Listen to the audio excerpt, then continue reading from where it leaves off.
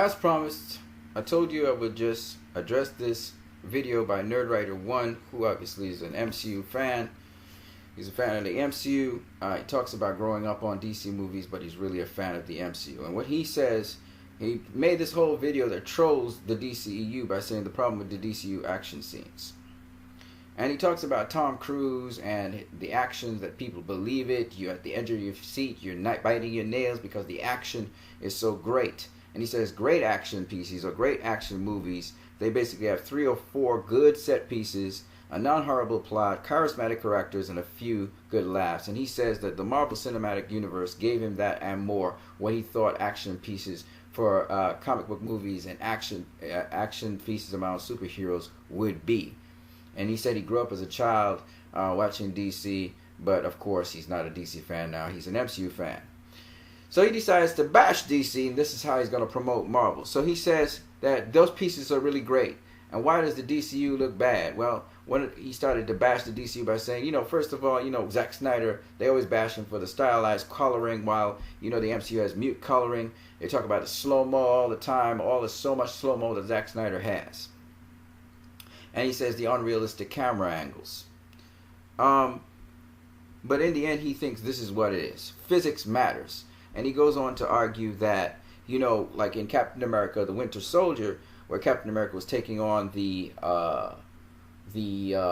enemy, he says you have to choreograph your action scenes so that the audience can get the cues to understand that it's real. And he says the power level shown in the CG mixed with the actual action of Captain America, Winter Soldier, makes it feel organic and real. He then goes on to say that the elastic physics of the CG Spider-Man is different from, for instance, the power and physics of Iron Man, which is different to the power level and physics of the Hulk. This is what he says. But he says when it comes to DC, their physics just doesn't make any sense, or the camera is doing something moving along the lines to take the power off a punch. All right, let's just address those things one at a time. The first one, he says with physics, is that the CG mixed in with the actual choreographed fighting, where they have a lot of natural action scenes, makes it organic and real.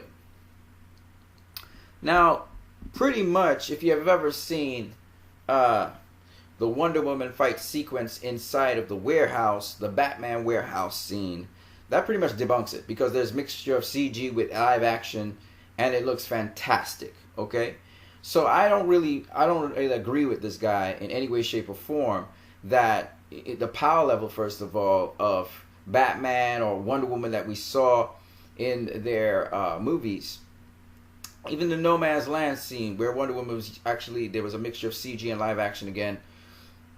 Yes, in the village, some of it looked CG-ish, where she was using the lasso of truth, lasso of Hestia.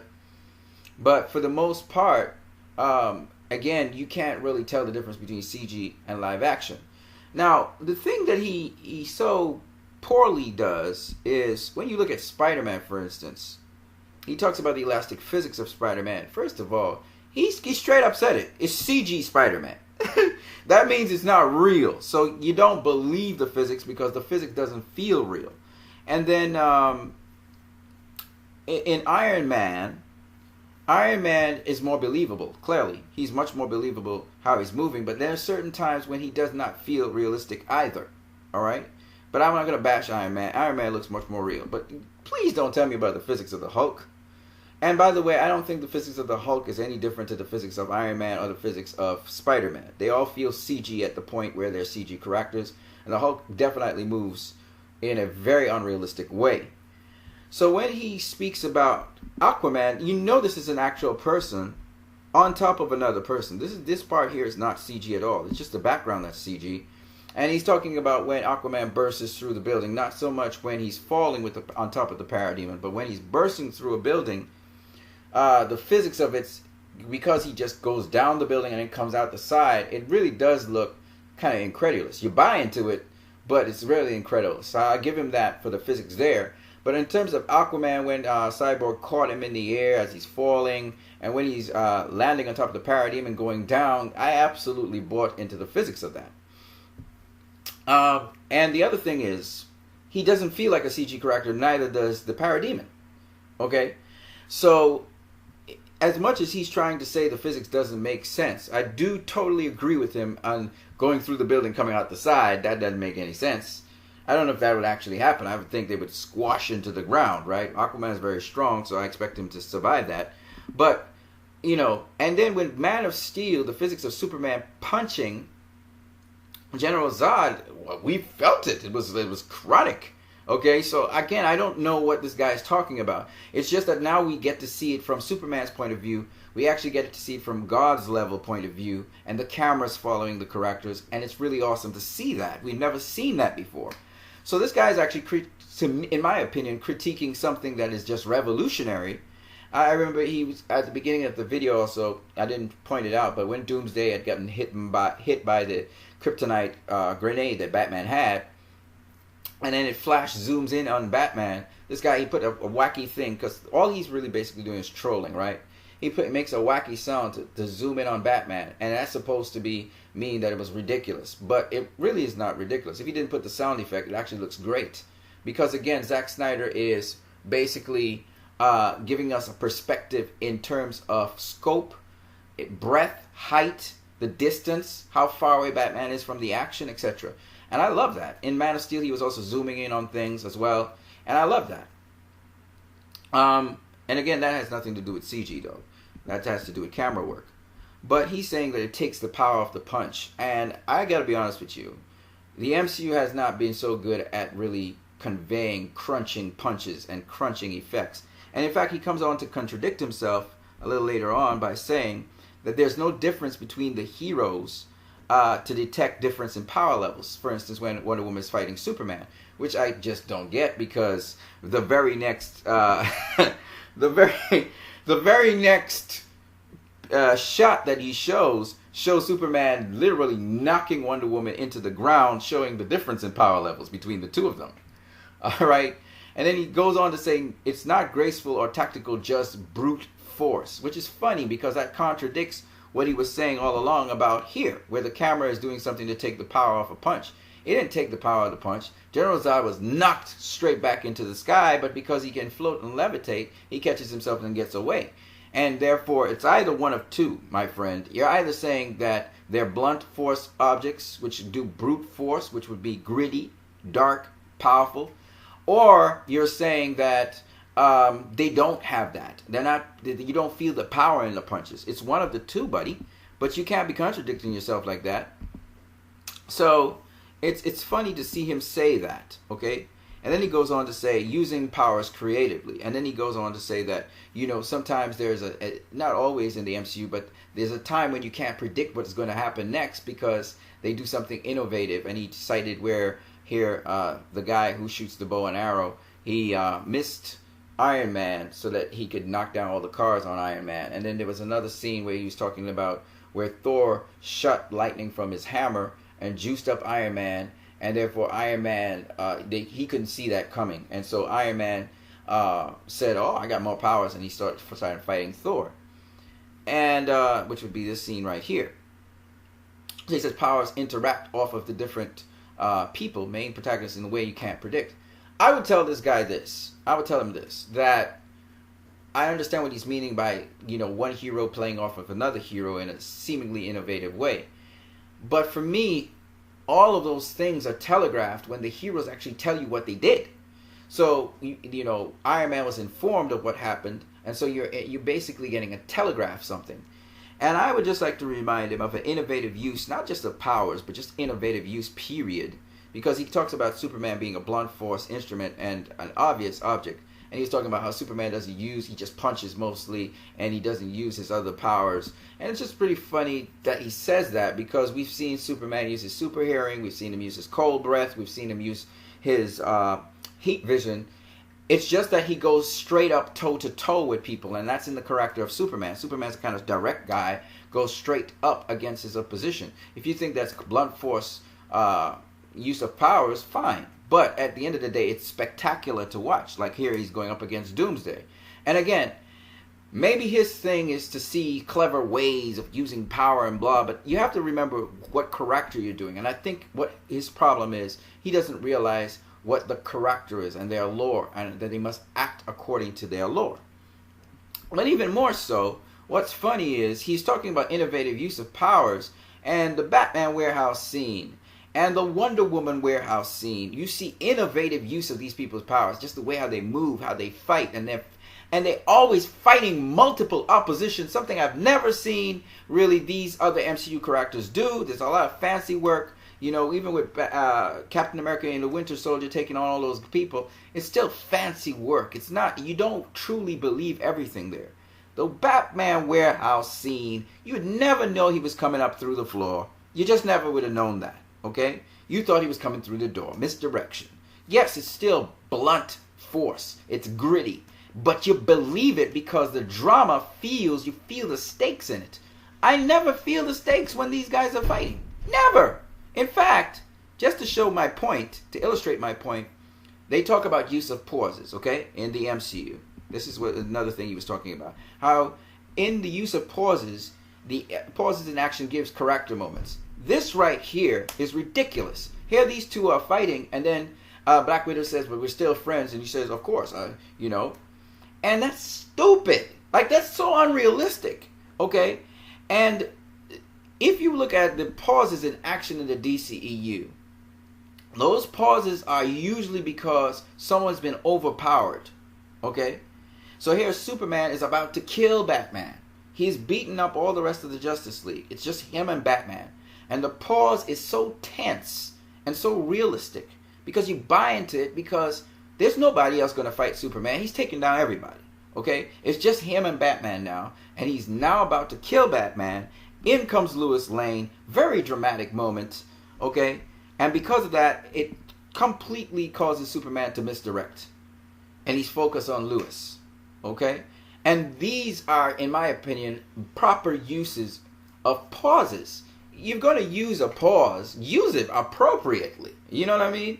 And to me, what we get is jokes. We get jokes. We get jokes. We get jokes in the between action pieces. And the action pieces, they're not elaborate action pieces where there should demand a pause to start with. Okay? So I just don't buy into what this guy has been saying. This is his major points. I just illustrated his major points here. And each one of those major points, he just points to the fact that the DCU is much better. And what he does in between his major points is he tries to make fun of the DCEU. He will loop something, or he will add a sound effect to try and make the thing look funny. But he's basically trolling the DCEU. And this guy, like I said before, has a history of just speaking bad about the DCU. He didn't like Batman v Superman, didn't like Man of Steel, he didn't like any of the DCU movies. So I just think that he's just venting his disapproval for DCU and trying to go with his preference of what he thinks is a good action movie. Besides that, he said the most memorable thing for MCU for him were the action pieces, showing me that the story was really not good. Because in a true action movie like Gladiator, like Passion of the Christ, which is not an action movie, but anyway, like Hacksaw Ridge, it's not the action that makes the movie, it's the story and the drama in the story that makes the movie. And the fact that he has to go to the action pieces to say that that's what makes Marvel so great tells me that Marvel doesn't offer anything. And like he said, a non-horrible plot, meaning mediocre plot. So that's his thing. His thing is the action pieces. And in my opinion, let me just be honest, to me, you see one Marvel action piece, you've seen them all. They're very redundant. They're like jazz in a way. There's touch fighting. Like I said, if you look at Neo and the Matrix, it's more of a touch fighting thing. It's kind of stylized, but it's touch fighting.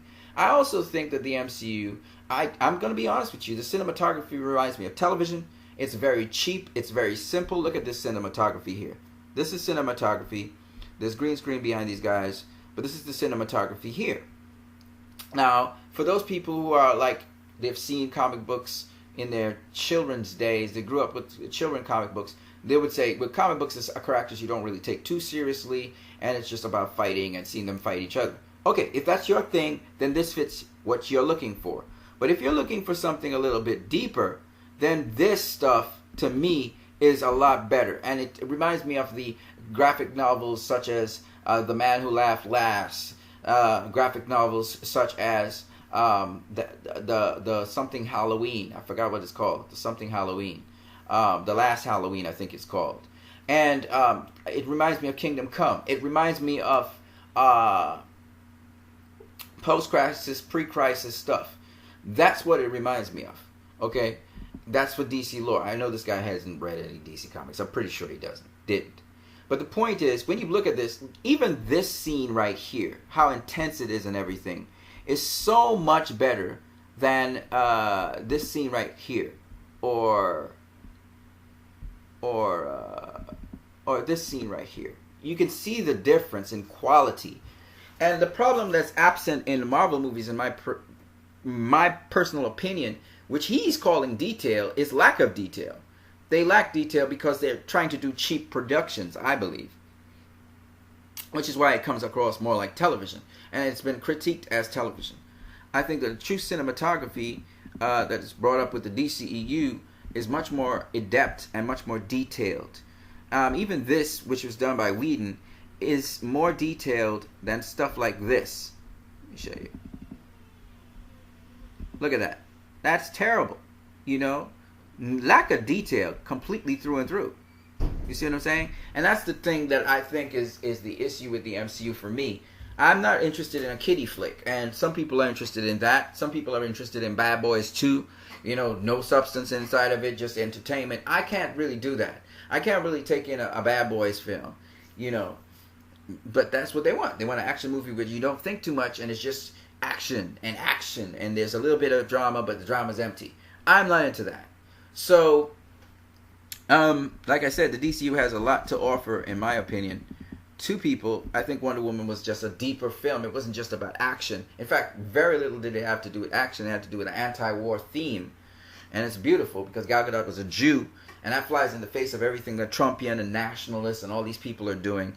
But the woman demographic took hold on it. Of course, we had some as we say, Judases out there trying to say that, you know, feminism-wise, it failed feminism, and all kinds of crappy, stupid comments. Again, always anti-DCEU.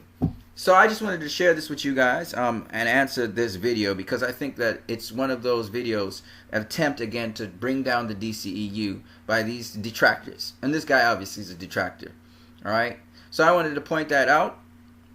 Once again, you can see the difference in quality. Look at that. Look at that. I'm just showing you, okay? And everything just looks fake. Oh, God, it looks fake. This looked grounded. That one looked a little bit grounded. Look at this. This is like Electric Company Spider-Man. I keep on telling people. This feels like a cartoon. All right? It doesn't feel like a real man floating in the sky. It feels like a puppet floating in the sky. And this just straight up looks like Fraggle Rock. You ever seen Fraggle Rock? This looks real. Okay? This was Superman punching Zod. This looks very real, even though I think the physics in it is not up to par as Zack Snyder would normally have it, even here too. So that's what we're dealing with. We're dealing with caricatures versus this wasn't up to par either. Versus grandeur and realism and paintings and art and gritty realism. You know, and I think that's the problem with these guys. They don't understand realism versus what's called hyper-realism. Even this, with the CG little problem, is better than this shit. That doesn't look like these people are fighting. Do they look like they're fighting? Okay, how about this? You know this guy looks like he's going to kill the other guy. It's scary, right? So that's the kind of thing that I'm talking about. And Infinity War to me was just a waste of time. But that's my personal opinion. Some people have a different opinion about it. But I just wanted to put out this video to debunk that video. And like I said, let you guys know what's up. You know, it's an attack on the DCEU. And they're going to try and attack Aquaman. I heard that Aquaman is actually debuting the same time with Bumblebee. And then I think, yeah, debuting the same time with Bumblebee. And, you know, we'll see what happens. 2 movies coming out at the same time. Sometimes you can watch both. Maybe you watch one. I've seen the preview for Bumblebee. It looks, you know, it looks like it's going to be jokey again. They're going to have a lot of jokes and stuff. But they did it in a sort of dramatic way this first video. Where Bumblebee was the Volkswagen. So we'll see how that goes. But honestly speaking, I am excited for Aquaman. James Wan is supposed to put out the Aquaman trailer probably via Comic-Con, so we look forward to that. I hope you guys enjoyed this video. Leave your comments in the comment section below. Don't forget you can donate, subscribe, share, donate to Western Union or MoneyGram. Leave your comments in the comment section below to contact me, and I'll be able to answer you. You guys have a great one.